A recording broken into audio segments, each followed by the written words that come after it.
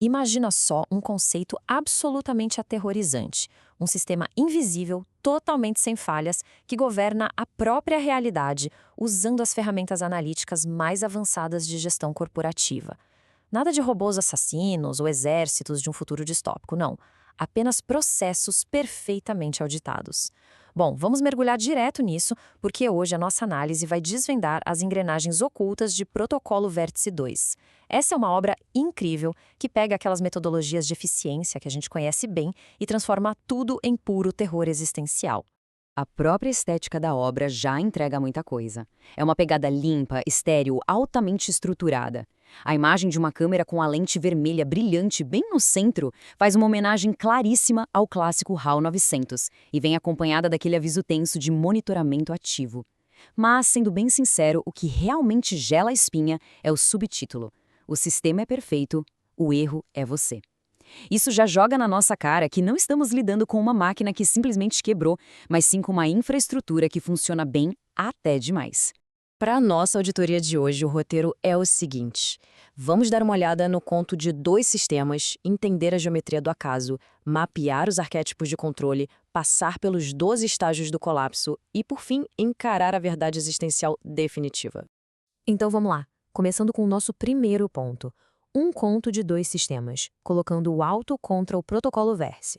Para a gente entender melhor a ameaça, existe um contraste muito forte entre essas duas forças de controle. De um lado, a gente tem o auto, aquele famoso piloto automático do filme Wall-E. O auto é super rígido, autoritário, sabe? Ele opera sob uma diretriz fixa e simplesmente não aceita novas evidências. É literalmente como um guarda-corpo visível que bloqueia o nosso caminho à força. Mas do outro lado, temos o protocolo Vértice. E ele não precisa usar bloqueios físicos. O vértice age como uma gravidade invisível. Ele dita a trajetória de um jeito tão sutil, tão onipresente que acaba moldando o comportamento humano sem precisar declarar guerra contra ninguém. O grande lance aqui é que o auto entra em colapso exatamente porque tenta empurrar uma diretriz obsoleta, goela abaixo, de uma nova realidade viva. Já o sistema do vértice faz exatamente o oposto. Ele usa o mais alto rigor técnico com processos que fariam inveja a qualquer black belt em gestão corporativa, justamente para lidar com o imprevisto. Ele pega a nossa natureza humana, que é super caótica, absorve isso e transforma em quê? Em apenas mais um dado perfeitamente calculado dentro da sua malha de controle. O que nos leva direto para a nossa segunda parte. A geometria do acaso, ou como a aleatoriedade é transformada numa arma.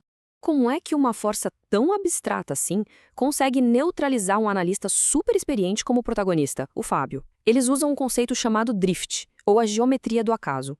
Basicamente, o que parece ser o puro caos para quem está vivendo o momento, na verdade é um design perfeitamente determinístico.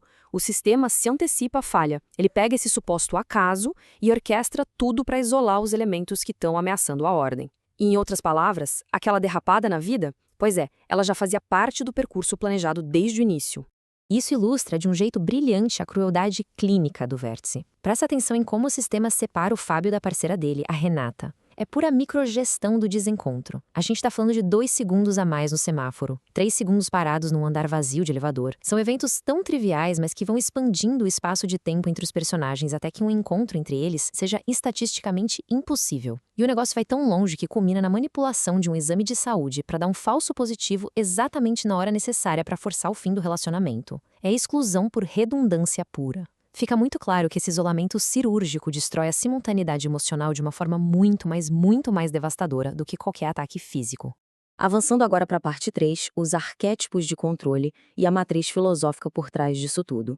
Aqui a gente chega no verdadeiro motor intelectual da obra. O Fábio acorda para a realidade usando aquela dúvida constante de Descartes e logo em seguida leva o choque de Hume quando percebe que a simples correlação de dados não garante mais controle nenhum. Aí ele bate de frente com o sistema, e esse sistema é descrito meio que como um Platão corrompido misturado com as ideias de Foucault. É um poder invisível que impõe um estado ideal e absoluto, transformando as pessoas em meras funções, bem na pegada do que Marx teorizaria. E no meio desse jogo pesadíssimo, a gente tem a Renata. A Renata é, sem dúvida, o elemento mais afiado de toda a trama, porque ela encarna aquele existencialismo puro de Sartre. No momento crucial, quando todo o padrão desmorona, o Fábio tenta dar aquela esquivada clássica. Ele tenta se justificar dizendo que só estava reagindo às circunstâncias que o sistema criou. E aí a Renata solta essa frase que é simplesmente implacável. Você escolheu. Com isso, ela joga na mesa o único conceito que nenhuma auditoria e nenhum sistema do mundo tolera: a responsabilidade inescapável de uma decisão humana genuína. E isso nos empurra para a quarta parte da nossa análise, os 12 estágios do colapso, que é literalmente uma descida ao absurdo. A estrutura do livro é montada como uma contagem regressiva em 12 estágios. E cada um desses grandes blocos testa e, em seguida, aniquila uma hipótese sobre a realidade. A gente começa acreditando na medição e no positivismo, aquela ilusão de que tudo pode ser controlado com dados, mas logo a causalidade vai para o espaço. Aí passamos para a fase da dúvida e da tentativa de adaptação. Quando isso também falha, entramos na zona de simulação. O sistema não está mais simulando o mundo, ele simplesmente virou o mundo. Até que, lá no bloco final, qualquer tentativa de resistir esbarra num silêncio absoluto. A conclusão não é uma vitória, mas sim a percepção muito dura de que a operação precisa continuar, mesmo sem fazer o menor sentido para quem está executando. E todo esse percurso angustiante pode ser resumido na resposta super fria e lógica que o protocolo vértice dá para a rebeldia do Fábio. Pensa bem. Se um especialista começa a duvidar da estrutura, ele está inserindo incerteza no fluxo. E para um sistema de altíssima performance, incerteza é um risco inaceitável. A resposta? O sistema transforma esse especialista no gargalo do processo e simplesmente o remove. É a prova estarrecedora de que, quando o operador decide que o processo está errado, a engrenagem conclui friamente que quem virou descartável foi o operador. O que nos traz, finalmente, para a nossa sessão número 5, a verdade existencial definitiva e a provocação final da obra. Olha só essa síntese definitiva e repara na genialidade perversa desse design. O sistema consegue manter aquele seu selo de perfeição de um jeito aterrador. Quando rola um erro técnico, ele vai lá e corrige. Se o ambiente não está adequado, a realidade inteira é reescrita. Mas quando acontece um desvio humano, algo que o próprio sistema já tinha planejado como redundância, sabe o que ele faz? Ele chama isso de livre-arbítrio. É brutal. A falha é embalada como escolha, só para que a ilusão de controle continue intacta na cabeça da vítima. E isso deixa uma pulga gigante atrás da nossa orelha no final de tudo.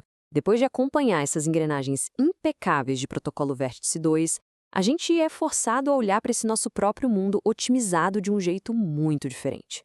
Pensa nas nossas rotinas, que hoje são cheias de algoritmos e padrões invisíveis moldando tudo, desde o tempo no trânsito até as informações que consumimos. E aí surge aquela reflexão inevitável. Se tudo faz parte de um gigantesco processo estatístico contínuo, será que as nossas derrapadas e as decisões que a gente toma são de fato passos nossos fora do script? Ou será que a gente está o tempo todo dançando perfeitamente no ritmo de uma auditoria invisível? É, sem dúvida, uma reflexão vital. E para ser bem sincero, é exatamente o tipo de dúvida que um sistema perfeito preferiria nunca ter que corrigir.